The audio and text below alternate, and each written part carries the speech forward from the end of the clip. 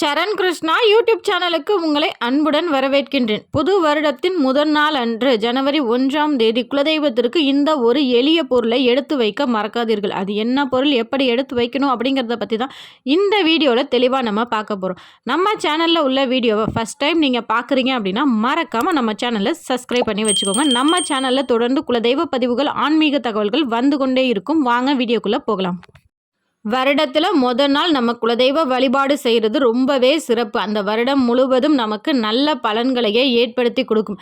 குலதெய்வத்தை வணங்கும் போது இந்த ஒரு பொருளை மட்டும் மறக்காமல் எடுத்து வைக்கணும்.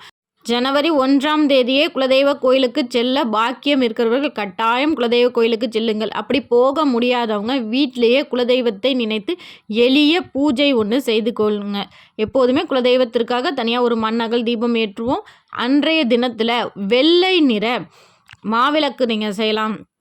அப்படி இல்லைன்னா பால் பாயாசம், இல்லைன்னா உங்களால் முடியலை, நாங்கள் ஆஃபீஸ் போகணும், வேலைக்கு போகணும் அப்படின்னு நினைக்கிறவங்க கூட ஒரு கிளாஸ் பால் வெல்லம் கலந்து சுவாமிக்கு நெய்வேத்தியமாக வைத்து தூப ஆராதனை காட்டி இந்த ஒரு பொருளை எடுத்து வைத்து விடுங்கள். நீங்கள் திருப்பி எப்போ உங்களுக்கு குலதெய்வ கோவிலுக்கு செல்ல முடிகின்றதோ, கொடை விழாவிற்கு சென்றாலும் சரி, இல்லை இடையிலேயே நீங்கள் போனாலும் சரி, அப்போ மறக்காமல் இந்த பொருளை எடுத்துகிட்டு போங்க. அது மட்டும் இல்லை, இந்த வருஷத்தில் முதல் நாள் செய்கிறது மட்டும் இல்லை, இந்த வருஷத்தின் கடைசி நாளன்று ஞாயிற்றுக்கிழமன்று இரவும் இந்த ஒரு தீபத்தை ஏற்றுங்க.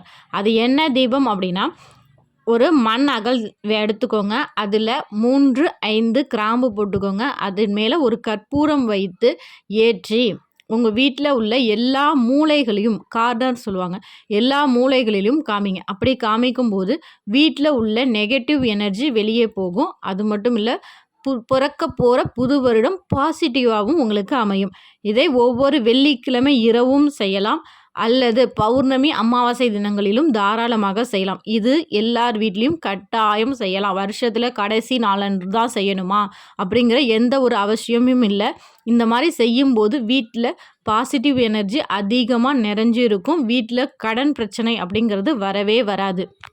திங்களன்று வருடத்தின் முதல் நாள் காலையில் உங்களுக்கு இந்த வருஷம் ஃபுல்லாக சிறப்பாக அமையணும்னா காசு முடிஞ்சு வைக்கலாம். 11 ரூபா, 13 ரூபா, 15 ரூபா அப்படின்னு சில்லற காசு எடுத்து முடிஞ்சு வைக்கலாம். உங்களுக்கு இந்த வருஷத்தில் என்ன நடக்கணும்னு நினைக்கிறீங்களோ அதை நினச்சி காசை முடிஞ்சு உங்கள் குலதெய்வ படத்தின் கீழே வச்சு வேண்டிக்கலாம். இது போல் நீங்கள் வேண்டும்போது உங்களுக்கு அந்த வருஷத்தில் என்ன விஷயம் உங்களுக்கு நடக்கணும்னு நினைக்கிறீங்களோ அது சீக்கிரமாகவே நடக்கும். ஆனால் இது பெண்கள் மாதவிடாய் காலம் அப்படின்னு ஒன்று வரும். மாதவிடாய் காலம் முடிந்த பிறகு தாராளமாக பெண்கள் இதை செய்யலாம். பெண்கள் மாதவிலக்காக இருக்கும்போது வருஷத்தில் முதல் நாள் செய்யணும்னு ஆசைப்பட்டிங்கன்னா ஆண்களும் இதை தாராளமாக செய்யலாம். ஒரு பொருள் எடுத்து வைக்கணும்னு சொன்னோன்னா அது என்ன பொருள் அப்படின்னா, குலதெய்வத்திற்கு முடிஞ்சிங்க அது காணிக்கை.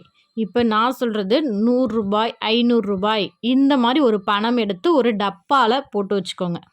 உங்கள் குலதெய்வ படத்துக்கு பின்னாடி வச்சுருங்க. நீங்கள் எப்போ குலதெய்வ கோயிலுக்கு போகிறீங்களோ அப்போ அந்த பணத்தில் வெல்லம் வாங்கிட்டு கொண்டு போய் உங்கள் குலதெய்வ கோயிலில் கொடுங்க.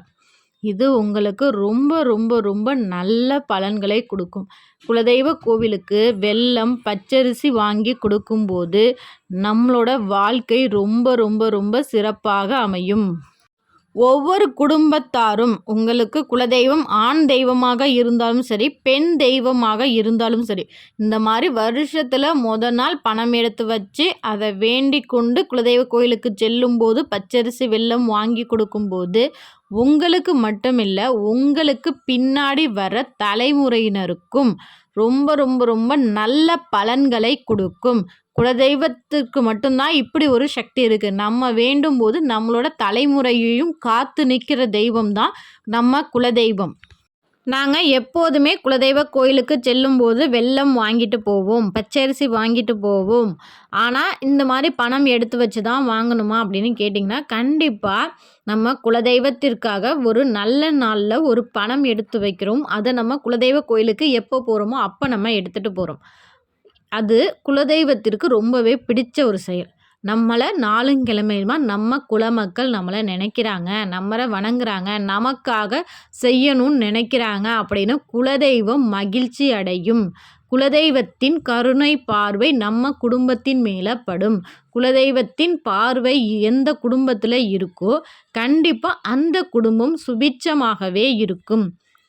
இதை வருடத்தில் நாள் நம்ம செய்யலாம். அடுத்தது வருடத்தில் நாள் நீங்கள் தவற விட்டுட்டீங்க, மாதவிடாய் காலம் ஆண்களால் செய்ய முடியல, பெண்கள் தான் செய்யணும் அப்படின்னா மாதவிடாய் காலம் முடிந்ததும் செய்யலாம். அப்படி இல்லை அப்படின்னா நீங்கள் உங்கள் குலதெய்வ கோயிலுக்கு எப்போ போகிறீங்களோ அதற்கு 48 நாட்கள் முன்னாடி இந்த மாதிரி பணம் எடுத்து வச்சு குலதெய்வத்தை மனதார வேண்டி கொண்டு குலதெய்வ கோயிலுக்கு செல்லும்போது இது போன்ற பச்சரிசி வெல்லம் வாங்கிட்டு போங்க. கண்டிப்பாக இந்த முறையில் பணம் எடுத்து வச்சு குலதெய்வத்திற்கு வாங்கி பாருங்கள். உங்களுக்கு எப்போதுமே நீங்கள் வெல்லம் பச்சரிசி வாங்கிட்டு போகிறப்ப ஒரு பலன் கிடச்சிருக்கும்ல, அதை விட அதீத பலன் உங்களுக்கு கண்டிப்பாக இந்த முறையில் உங்களுக்கு கண்டிப்பாக கிடைக்கும். குலதெய்வத்தின் அருளும் பரிபூர்ணமாக உங்களுக்கு கிடைக்கும். கண்டிப்பாக இந்த வீடியோ உங்களுக்கு பயனுள்ளதாக இருக்கும் என்ற நம்பிக்கையில் மற்றொரு வீடியோவில் சந்திக்கிறேன். இந்த வீடியோ உங்களுக்கு பிடிச்சிருந்தால் லைக் பண்ணுங்கள், ஷேர் பண்ணுங்கள், மறக்காமல் சப்ஸ்கிரைப் பண்ணுங்கள். மேலும் இந்த வீடியோ பார்க்குறவங்க உங்களோட குலதெய்வத்தின் பெயர் என்ன அப்படிங்கிறத மறக்காமல் எங்களோட கமெண்ட் செக்ஷனில் ஷேர் பண்ணிக்கோங்க. நன்றி, வணக்கம். சரண் கிருஷ்ணா யூடியூப் சேனல்.